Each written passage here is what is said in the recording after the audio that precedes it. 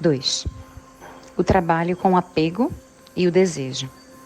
Para compreender como surge o sofrimento, pratique observar sua mente.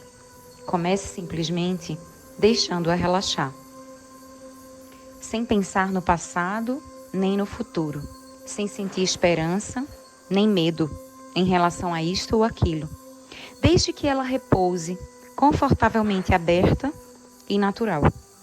Nesse espaço da mente não há problemas, não há sofrimento. Então alguma coisa prende sua atenção. Uma imagem, um som, um cheiro. Sua mente se subdivide em interno e externo. Eu e outro. Sujeito e objeto. Com a simples percepção, não há ainda nenhum problema. Mas quando você se concentra no objeto, nota que é grande ou pequeno, branco ou preto, quadrado ou redondo. E você faz um julgamento. Por exemplo, se o objeto é bonito ou é feio. Tendo feito esse julgamento, você já reage. Decide se gosta ou se não gosta do objeto. Então, primeiro a gente percebe, a gente se concentra, aí a gente julga, e depois que a gente julga, a gente reage. Se a gente gosta ou não gosta. E é nesse momento que começa o problema. Gosto disso, conduz a quero isto. E igualmente, não gosto disto, conduz a não quero isto. Se gostamos de alguma coisa, se a queremos e não podemos tê-la, nós sofremos. Se a queremos e a obtemos, mas depois a perdemos, sofremos. Se não a queremos, mas não conseguimos mantê-la afastada, novamente sofremos. O nosso sofrimento parece ocorrer por causa do objeto, do nosso desejo ou aversão. Mas na realidade não é assim. Ele ocorre porque a mente se divide na dualidade entre sujeito e objeto e fica envolvida com querer ou não querer algo. Com frequência, pensamos que o único meio de criar a felicidade é tentando controlar as circunstâncias externas da nossa vida. Tentando consertar o que nos parece errado ou nos livrar daquilo que é incômodo. Mas o verdadeiro problema encontra-se em nossa reação a essas circunstâncias, e não exatamente a circunstância em si. Mas o verdadeiro problema encontra-se em nossa reação. Então, o que a gente precisa mudar é a nossa mente e a maneira como a gente vivencia aquela realidade.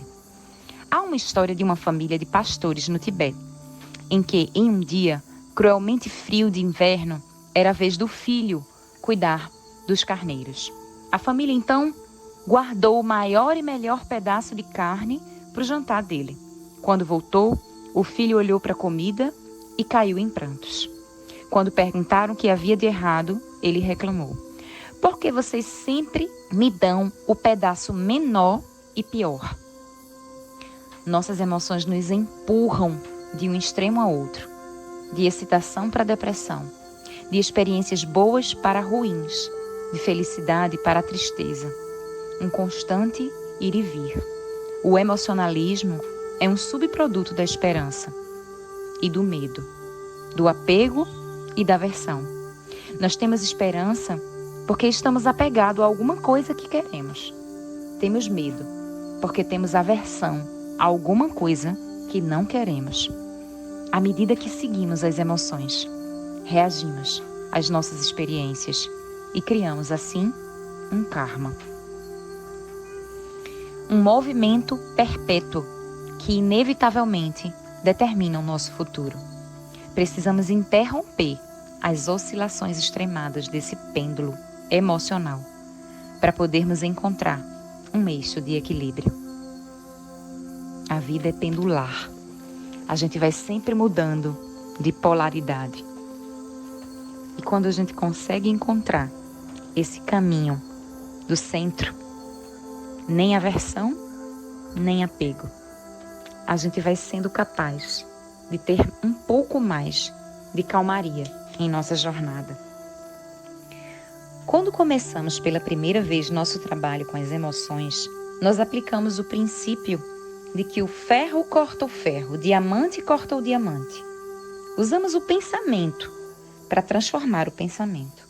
Um pensamento raivoso pode ter como antídoto um outro que seja compassivo, ao passo que o desejo pode ter como antídoto a contemplação da impermanência, de que tudo aquilo que tem a natureza surgir, tem também a sua natureza desaparecer.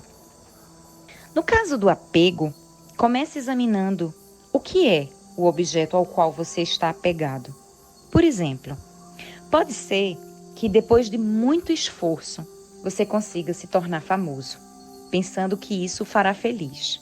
E então, sua fama começa a provocar inveja em alguém que tenta matá-lo. E aquilo que você trabalhou tanto para criar passa a ser a causa de um sofrimento maior.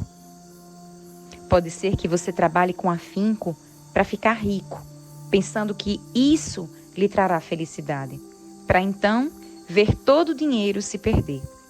A perda da riqueza em si não é a causa do sofrimento, e sim o apego por possuí-la. Podemos reduzir o apego, contemplando simplesmente a impermanência. Tudo que tem por natureza surgir, tem também por natureza desaparecer. É certo que o objeto ao qual estamos apegados, seja qual for, irá mudar ou se perder. Uma pessoa talvez morra ou vá embora. Um amigo pode se tornar um inimigo. Um ladrão pode roubar o seu dinheiro. Mesmo o nosso corpo, ao qual estamos apegados em grau máximo, desaparecerá um dia. E saber disso não só ajuda a diminuir o apego, como também nos proporciona maior apreciação das coisas que temos, enquanto as temos. Por exemplo, não há nada de errado com o dinheiro em si, hein? Mas, se nos apegamos a ele, sofremos quando o perdemos. E em vez disso, podemos apreciá-lo enquanto durar, desfrutar dele e ter prazer em compartilhá-lo com os outros, sabendo ao mesmo tempo que ele é impermanente. Então, quando perdermos, o pêndulo emocional não fará um movimento tão amplo em direção à tristeza. Eu não chego lá na outra extremidade. E aí tem um ditado que diz, né? Véspera de muito riso, um ditado que diz assim, né? Isso é um ditado muito sábio, né? Porque ele está falando da vida pendular, das polaridades. Um dia com muito exagero na alegria, no outro dia, talvez muito exagero na tristeza. Isso faz parte da jornada humana. E a gente precisa ficar atento a isso. Imagine então duas pessoas comprem o mesmo tipo de relógio, no mesmo dia e na mesma loja. A primeira pessoa pensa, esse relógio é muito bonito, vai ser útil, pode ser que não dure muito tempo. E a segunda pessoa pensa, esse é o melhor relógio que eu já tive. Aconteça o que acontecer, não posso perdê-lo nem deixar que se quebre. Se ambas as pessoas perderem o seu relógio, aquela que está apegada ficará muito mais contrariada do que a outra. Se somos enganados pela vida e depositamos grande valor em uma coisa ou outra, podemos nos pegar lutando por aquilo que queremos e opondo-nos a tudo e a todos. Podemos pensar que aquilo por que lutamos é duradouro, verdadeiro e real, mas não é. É impermanente, não é verdadeiro, não é duradouro e, em última análise, sequer é real. A nossa vida, ela pode ser comparada a uma tarde em um shopping center. Andamos pelas lojas, conduzidos por nossos desejos, pegando coisas das prateleiras e as jogando em nossas cestas. Passeando de um lado para o outro, olhamos tudo, querendo e desejando. Sorrimos para uma ou duas pessoas e seguimos adiante, para nunca mais vê-las. Impelidos pelo desejo, deixamos de apreciar e valorizar aquilo que já temos. Precisamos nos dar conta de que o tempo que temos com aqueles que nos são caros, como amigos, parentes e colegas, é muito curto. Mesmo se vivêssemos até 150 anos, isso seria muito pouco tempo para desfrutar e fazer uso da oportunidade humana. Aqueles que são jovens pensam que a vida será longa e os velhos pensam que a vida terminará logo. Mas não podemos pressupor essas coisas. A nossa vida vem com uma data de expiração embutida. Há muitas pessoas fortes e saudáveis que morrem jovens, enquanto muitos que são velhos, doentes e debilitados continuam vivendo dia após dia. E sem saber quando iremos morrer, precisamos cultivar a apreciação e aceitação das coisas que temos, enquanto as temos, em vez de ficarmos procurando defeitos em nossas experiências e buscarmos incessantemente preencher os nossos desejos. Se começamos a nos preocupar se o nosso nariz é grande ou pequeno demais, deveríamos pensar: e se eu não tivesse cabeça? Isso sim seria um problema. Enquanto tivermos vida, deveríamos nos regozijar. Se nem tudo sai exatamente como gostaríamos, podemos aceitar isso.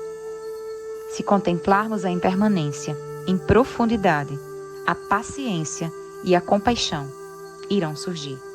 Teremos menos apego à verdade aparente das nossas experiências e a nossa mente se tornará mais flexível ao nos darmos conta que um dia este corpo vai ser enterrado ou cremado. Então vamos nos regozijar com cada momento que nós tivermos, em vez de fazermos nós mesmos e os outros infelizes.